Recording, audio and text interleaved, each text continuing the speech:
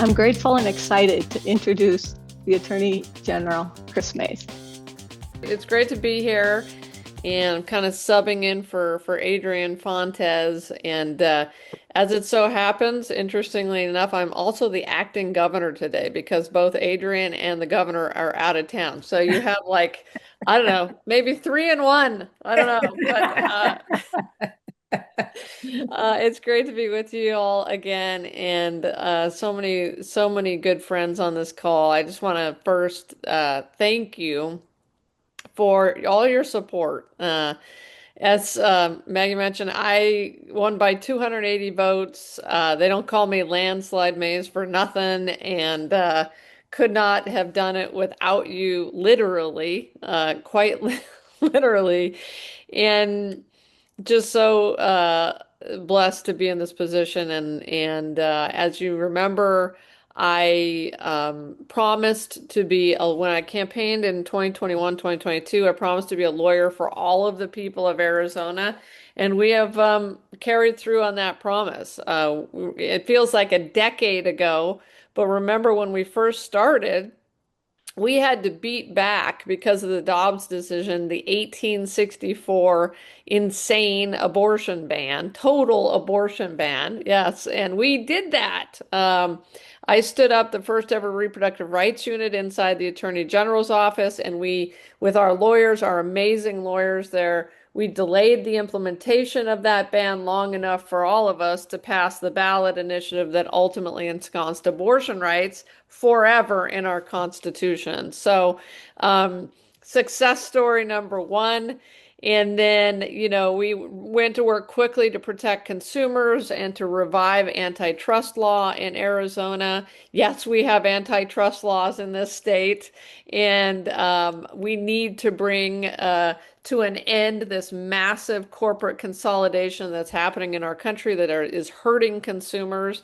So I opposed in federal court on behalf of you, the people of Arizona, the proposed Kroger-Albertsons merger, which would have combined Fry's, Safeway, and Smith's into one giant mega grocery store entity. And along with Lena Khan and the FTC and Arizona and a couple of other states, we defeated that merger. And then I was the first state AG to sue a company called RealPage under our antitrust laws, which was has an algorithm, and they had gotten nine major landlords in Arizona, they're actually all over the country, to agree. Those landlords agreed to give RealPage and its algorithm all of the proprietary information about their apartment units. And they, by the way, control more than 50% of the apartment units in Tucson and more than 75% of the apartment units in Phoenix. And RealPage would take all of that data, like information about square footage, what previous renters were charged, what the paint on the walls looked like, and then they would put it into their algorithm and it would spit out one price that all of those landlords agreed to charge their renters, one high price. Guess what that's called? It's called price fixing, and I call it old-fashioned price fixing using new technology. We're putting an end to it in the state of Arizona. We've sued them, and we have already brought one of those landlords to a settlement agreement. They've agreed to give over $1 million, which we're going to send back to renters. Most renters of that landlord will get more than probably 2 months worth of rent back as a result of that. Just that one corporate entity. We've got eight more to go. And then, as we have been fighting like hell for our water supplies in our state. We can't afford to do dumb things with water anymore.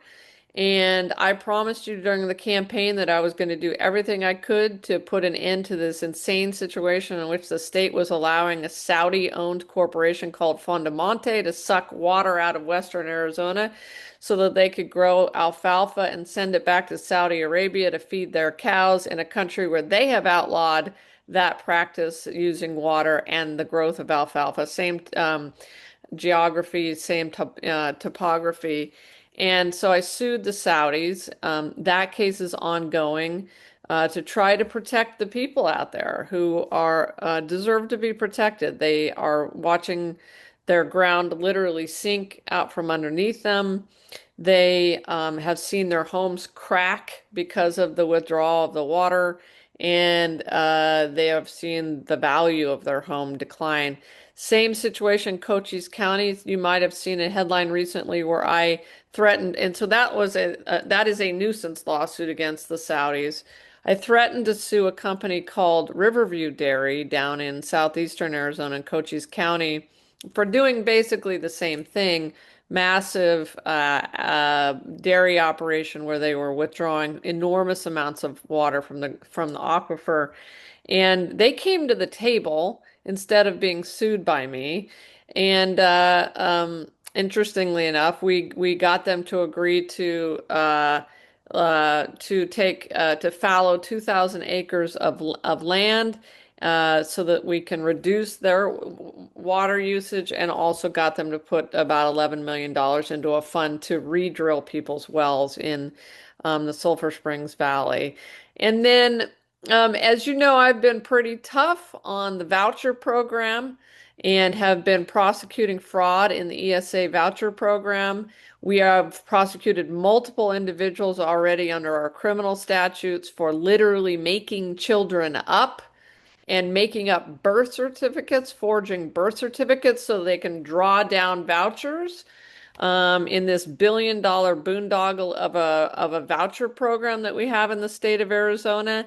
Um, that was, those are cases involving outright fraud, and now I have a public monies investigation against Tom Horn for establishing this insane policy where they allowed up to $2,000 in voucher spending by parents with no oversight whatsoever. This is why we're seeing people use voucher money, taxpayer money, to buy flat screen TVs, lingerie, uh, diamond rings, trips to Broadway, and condoms, believe it or not. I can't believe I'm saying that word on this Zoom, but anyway, we're there. Tom Horn is allowing all of those things to be purchased with taxpayer dollars.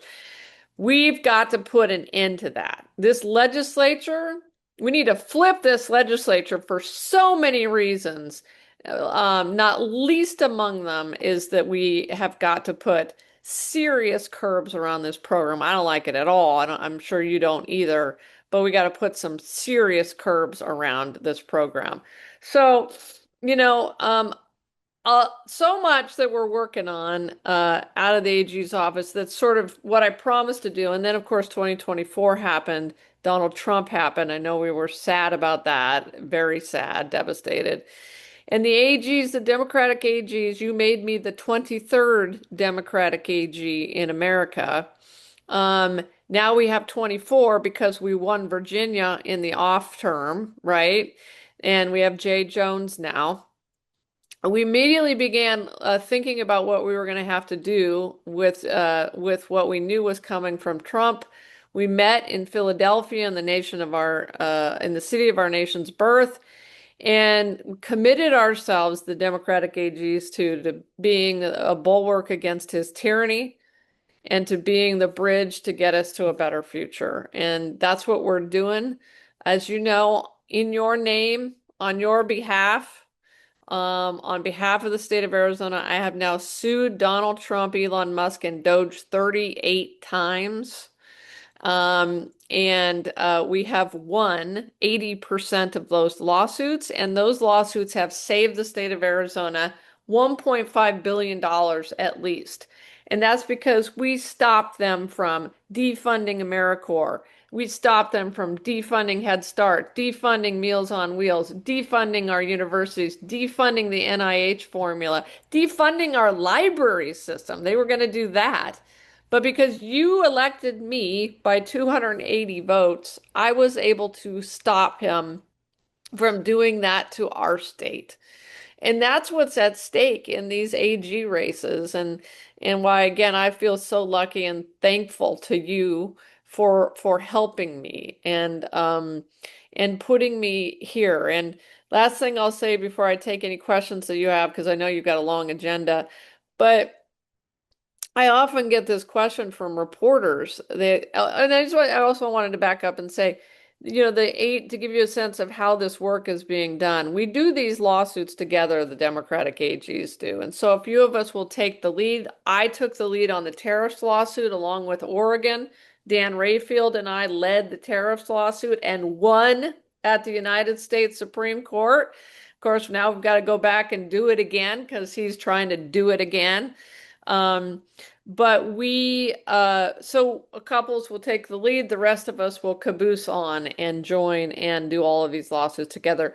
The AGs like each other. I know that sounds kind of strange to say, but I think it's important. You guys know that, like how important it is to like each other, to have each other's backs, to check our egos at the door whenever we're doing this work, because you can't have egos and to just be there for the work. And so we meet together every other day, all 24 of the Democratic AGs from New York to Hawaii, on a Zoom like this every other day. We do. Each AG meets on the Zoom together every other day to plan the litigation, to strategize, to think about what's next. And we are doing that. And obviously you may have a question for me about elections. We are preparing for the election and for what we know is likely to come from the Trump administration in November, probably before that, and working on other issues of that sort. What I'll say is this, I often get this question from reporters, they'll say to me, Kris, don't you think you're suing Donald Trump too much? He did win Arizona in 2024, and aren't you worried about your reelection campaign? And are you worried about retaliation? And I always say this. I say, look, I'm not, first of all, I'm going to win. I'm going to win my reelection because I've got folks like you behind me. And I always say this, look, I'm a 54-year-old woman, and if all I do with the rest of my life is spend the next year standing up for the American Constitution and our democracy, then I'll be okay with that. And I mean that. This I couldn't be doing. I will never, and I think all the AGs agree, we will never ever do anything as important as what we are doing right now. And, some of you have heard me say this, and I'll end with this. Every time I file one of these lawsuits, I find myself thinking, and I'll bet you do too, from time to time, about what previous generations of Americans who fought and died and sacrificed for this country must be thinking about this moment. And I believe with all my heart that those generations of Americans who died and sacrificed are speaking to us across the ages. And they are saying to all of us, fight. Fight for your country. And do it right this minute. Because 2 years from now is too late. And so we are called, all of us are called to this moment and this time, and we're going to make it.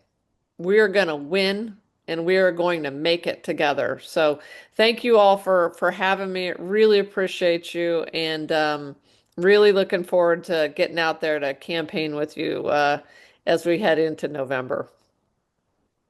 Thank you. Was You're so inspiring, and the work you're doing is so important.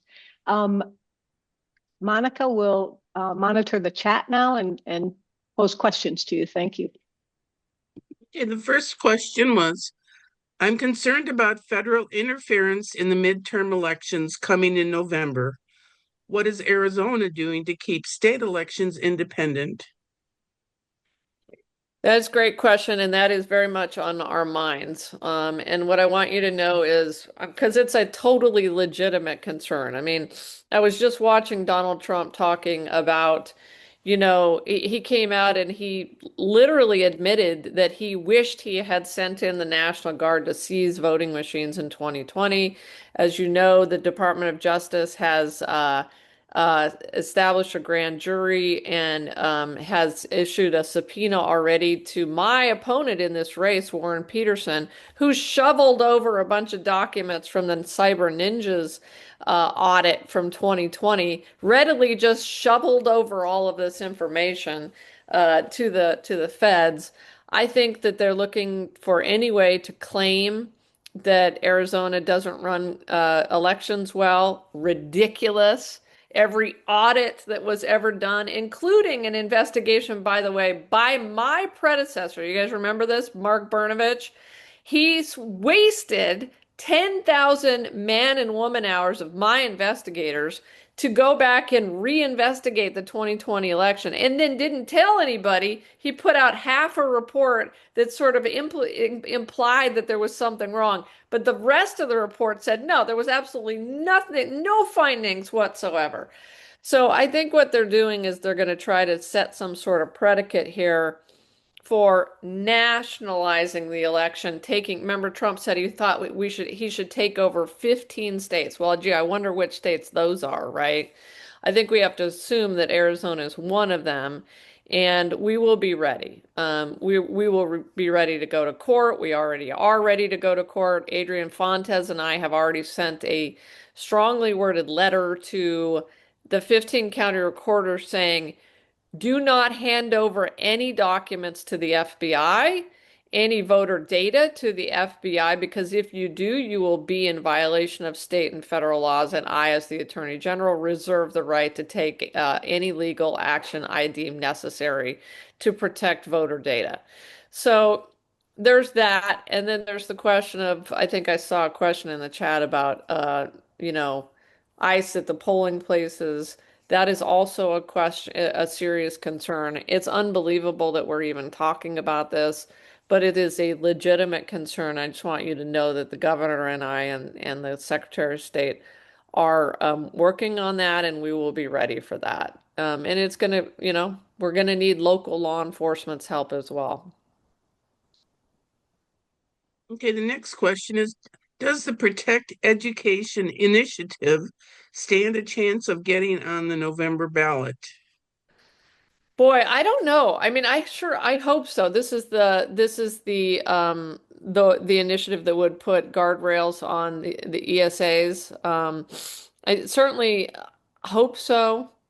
I don't know. Am I talking about the right one? I don't. Sometimes I get the titles wrong, but That's the right one.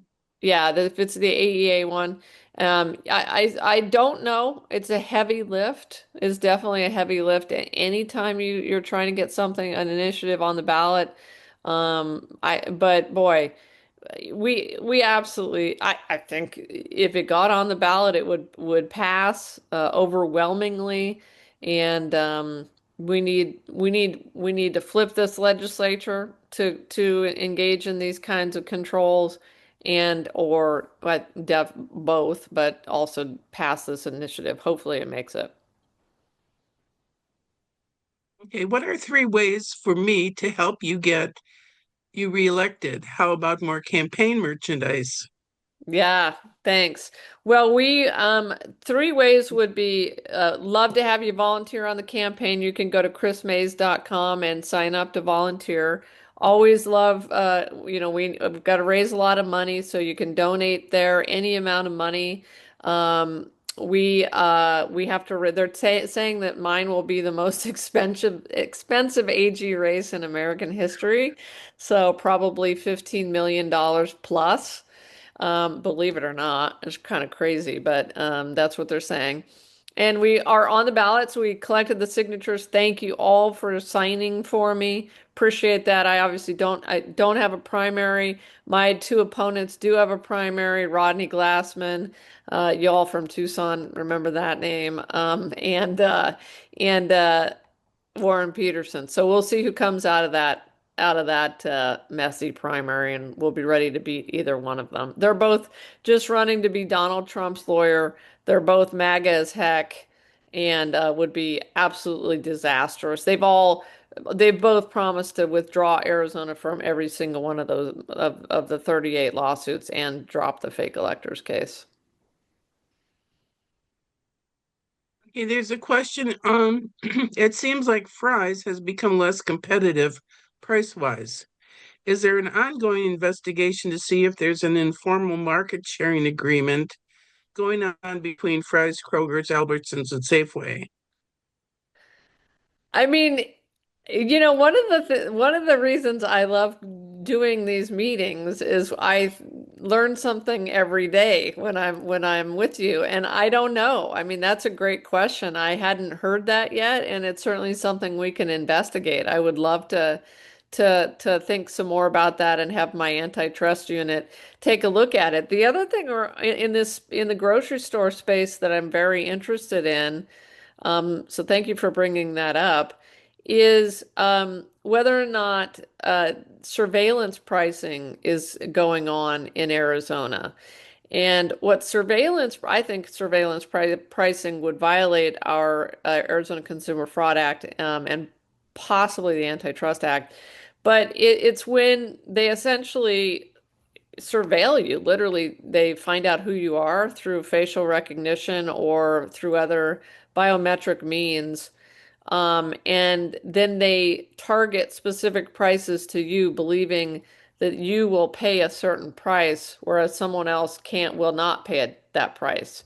It's really insane. Or they will do what's called surge pricing, which is similar to what you see with ride shares, but surge pricing around groceries. Imagine that. Like having to pay a higher price for your apples if you're shopping at 5 p.m. versus 7 a.m.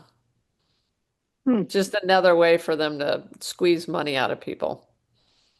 Hmm. Okay, and the final question, what are you doing to protect union rights, and how do we get that pro-working class message out to the voters? So, what I would say is, number one, I set up the first worker protection unit inside the AG's office in the history of the AG's office. And I have a full-time litigator on staff to work on union-related issues.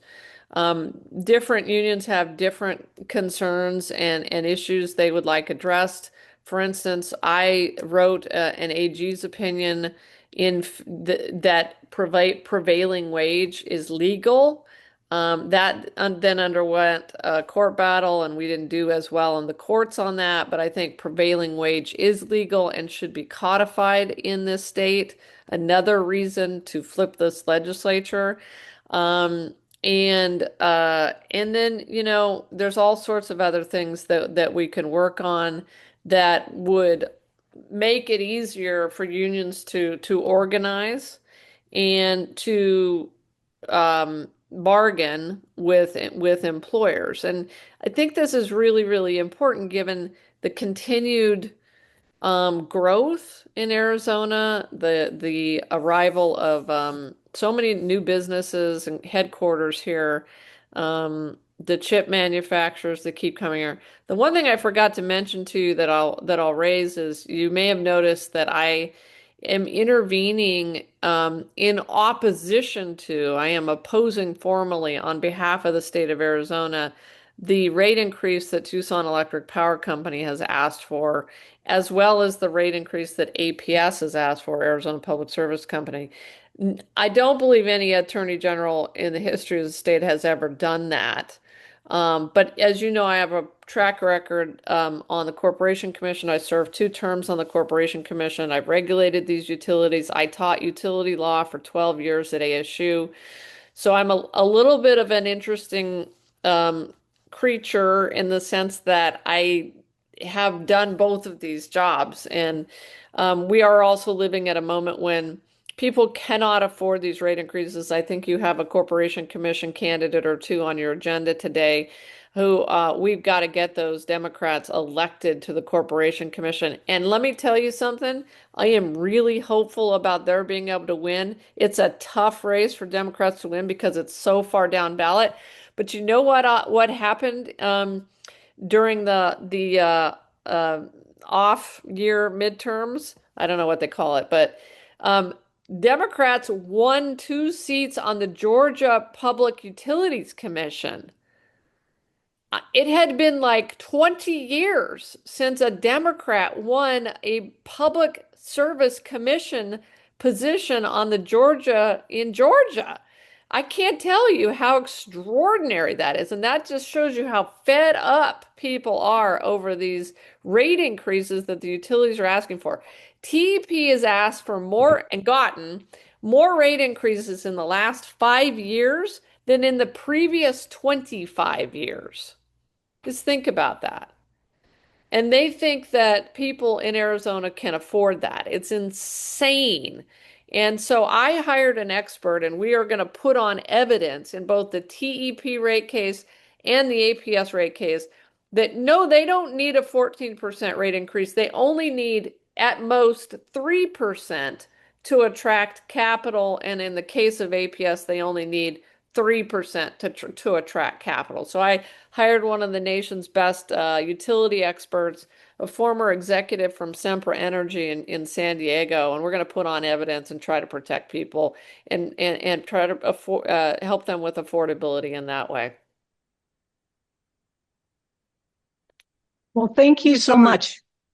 I really appreciate the fact that you and the secretary could flip spots. So that I really thank you for talking to us on the fly. You got it. Well, we like each other too, and we're happy to fill in and can't wait to see you all in person sometime really soon. So let's stay in touch. If there's anything you need from me, you know how to find me. Appreciate you. Thank you.